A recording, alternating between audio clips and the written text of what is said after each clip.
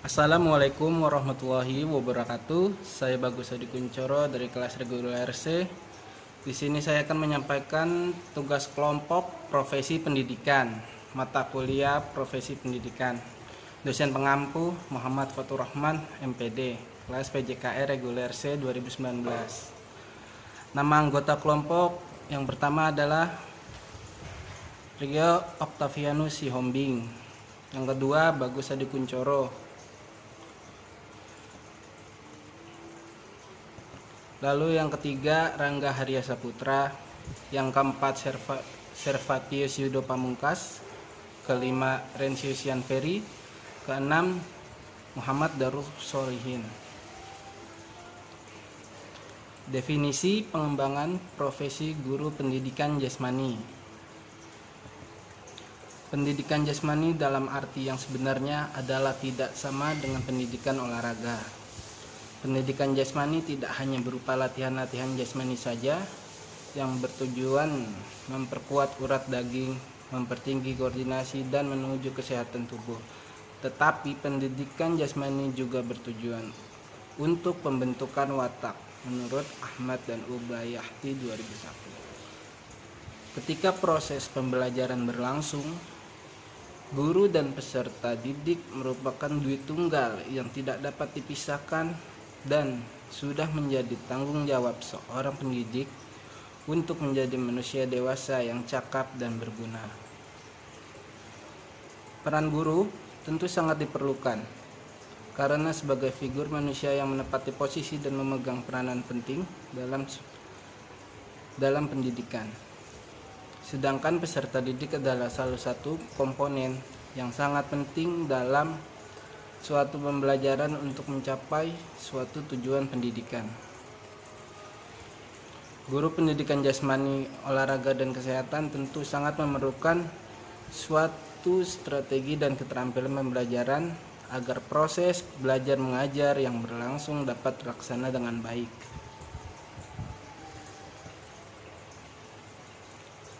Kemudian, untuk mencapai hal itu, tentulah tidak mudah bagi seorang guru pendidikan jasmani kalau tidak didukung dengan komponen-komponen yang ada di dalam pembelajaran, maka akan membuat siswa tidak tertarik mengikuti proses pembelajaran. Menurut Zamarah dan Zain 2010, dalam mengajar, guru yang hanya menggunakan satu metode biasanya sukar menciptakan suasana kelas yang kondusif dalam waktu yang relatif lama. Bila terjadi perubahan suasana kelas, sulit menormalkannya kembali. Ini sebagai tanda adanya gangguan dalam proses belajar mengajar. Akibatnya, jalannya pelajaran kurang menjadi efektif dan efektivitas. Pencapaian tujuan pun jadi terganggu disebabkan anak didik kurang mampu berkonsentrasi.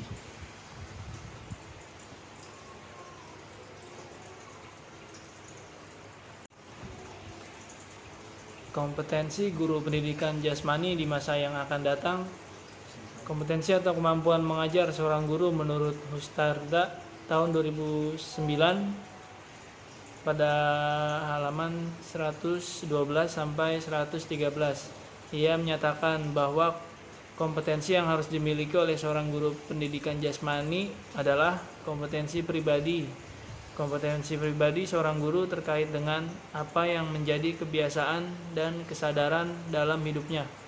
Oleh karena itu, kompetensi ini ditandai dengan kepemilikan dalam hal adat istiadat, norma agama dan sosial, budaya, demokrasi, estetika, serta dengan pengetahuan dan pekerjaan dan mencintai sesama manusia. Kompetensi ini harus melekat pada setiap guru dan menjadi karakteristik dalam refleksi kehidupan pribadinya. Poin kedua, kompetensi profesional. Kompetensi profesional lebih tertuju pada bidang studi yang menjadi garapan selama ini.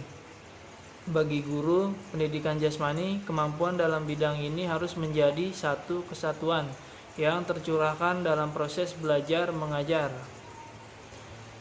Poin ketiga, kompetensi sosial. Kompetensi sosial merupakan kemampuan guru yang berhubungan dengan lingkungan masyarakat sekolah dan di luar sekolah. Guru mampu bergaul, berkomunikasi, melayani masyarakat dengan baik, menunjang kreativitas masyarakat, serta menjaga emosi dan perilaku yang kurang baik yang ada di lingkungan masyarakat. Kompetensi tambahan guru pendidikan jasmani di masa yang akan datang 10-15 tahun. Dari paparan di atas dapat disimpulkan bahwa selain keempat kompetensi guru yang dijelaskan di dalam undang-undang dan peraturan pemerintah, terdapat 3 tambahan kompetensi yang diperlukan guru di era globalisasi, yaitu kompetensi kewirausahaan. Kewirausahaan dalam bidang pendidikan yang diambil adalah karakteristiknya. Sifatnya seperti inovatif, bekerja keras, motivasi yang kuat, pantang menyerah, dan selalu mencari solusi terbaik, dan memiliki naluri kewirausahaan, bukan mengkomersilkan sekolah.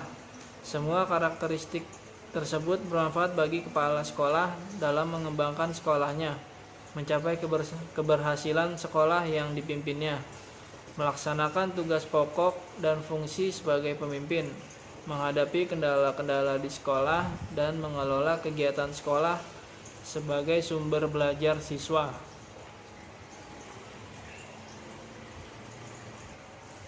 Lanjutannya adalah kompetensi bahasa. Kompetensi bahasa mencangkup tempat keterampilan yaitu menyimak, berbicara, membaca, dan menulis. Kompetensi bahasa merupakan tindak mempergunakan bahasa secara nyata untuk tujuan berkomunikasi. Kegiatan bahasa atau kompetensi berunjuk kerja bahasa merupakan manifestasi nyata kompetensi kebahasaan seseorang.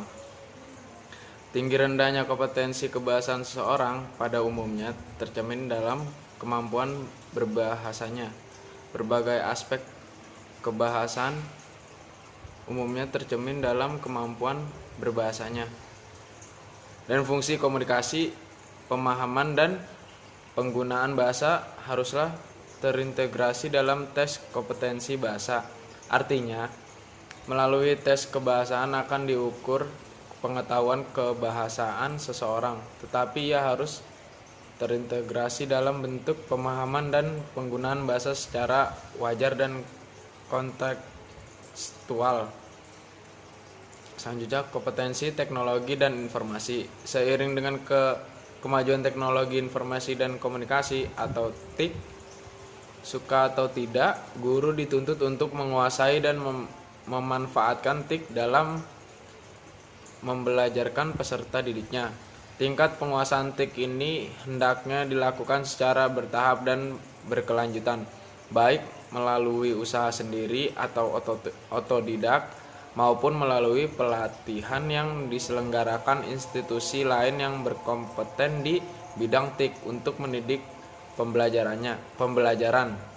Oleh karena itu, guru di samping memiliki kemampuan mengajar di kelas juga harus mampu mengintegrasikan pemanfaatan TIK dalam pembelajaran.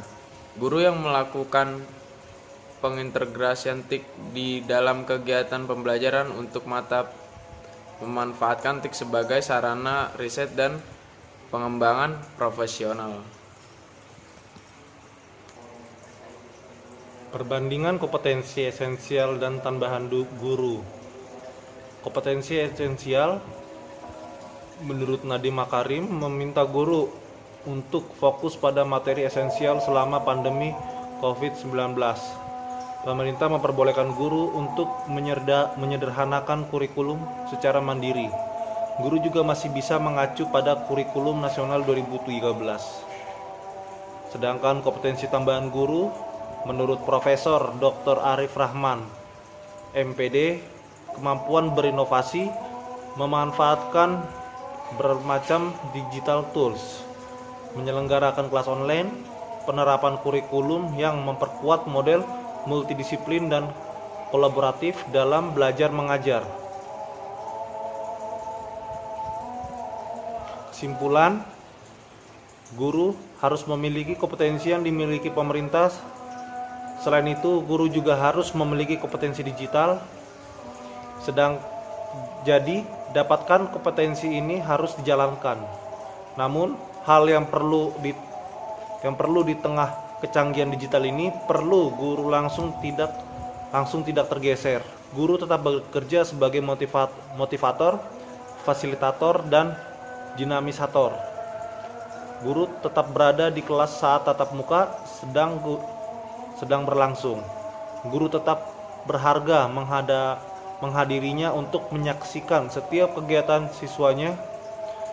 Guru juga memberikan apresiasi terhadap setiap kinerja yang dilakukan siswanya. Guru ada saat siswa membutuhkan tempat untuk meminta pertimbangan. Sekian dari presentasi kami. Kurang lebihnya kami minta maaf. Terima kasih.